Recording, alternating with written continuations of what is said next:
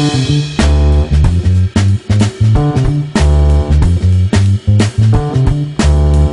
is up, YouTube? It's Lawrence again. I'm super excited to bring you a completely new model. It's called the HOVR Phantom. So this is going to be a casual review. If there's anybody that has worn these for performance reasons like running, definitely let me know what your thoughts on those are. Before we begin, I'd really appreciate if you gave this video a thumbs up or a subscribe if you really want to see more content. So today we are here to review the Under Armour HOVR Phantom. This launched alongside another shoe called the HOVR Sonic with new technology named HOVR. It's basically the Boost version for Under Armour that they developed themselves. So unlike Adidas, which licenses their Boost technology from a company called BASF, or BASF, I did a review already on the HOVR Sonic, which is linked below if you want to hear that one as well. So this one will be relatively quick because unlike a lot of other YouTubers that love their Phantom, I absolutely hate this shoe.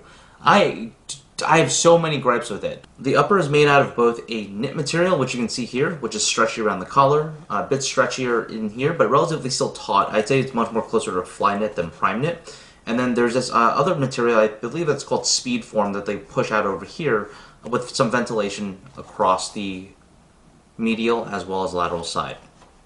And there is a TPU heel cup, which is actually really soft. It's I'd say it's very similar to if you have a foam cover. The plastic versions that are relatively clear, feels similar to that. On the bottom of the shoe, you are going to see a sole. So this is built very similarly to a Lunar Epic, which is not like the Epic React, but a Lunar Epic where the HOVR material is encased inside here. You can see that in the gray and white pattern that's on the inside, where these slits are along the midsole. And then on the back, you can also see pieces of the HOVR material on the back here, which you can see it's pretty squishy, which is a good thing. And that's what the main feel of the technology is. And on the inside, and this is really where things kind of are very different, not only is the insole not removable, the insole actually is has padding on it where there's zones of comfort, which I also ended up not liking, but I'll get into that in a second. And finally on the sole of the shoe, this is actually, I think, where the shoe shines. There's a lot of rubber. I feel like a lot of the shoes that are being released today with different types of foam technologies are trying too hard to be light and not enough on the traction. So this actually has amazing traction. You can see kind of spikes over here, and the rubber itself is really, really grippy. And then you can see the HOVR material right along the middle in the slit, and then finally a little more of that Under Armour logo on the bottom. But I have a lot of gripes about the shoe. I do have pros and cons, but I have mainly cons.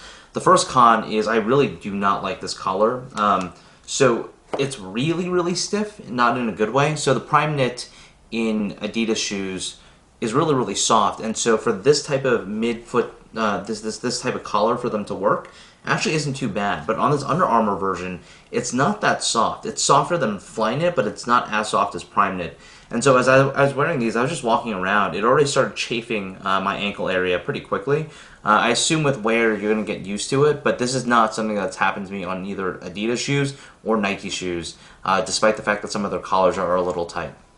The other thing is I don't really like the design of the shoe itself. I actually prefer the Sonic significantly more, even though that's supposed to be the cheaper version of the HOVR lineup.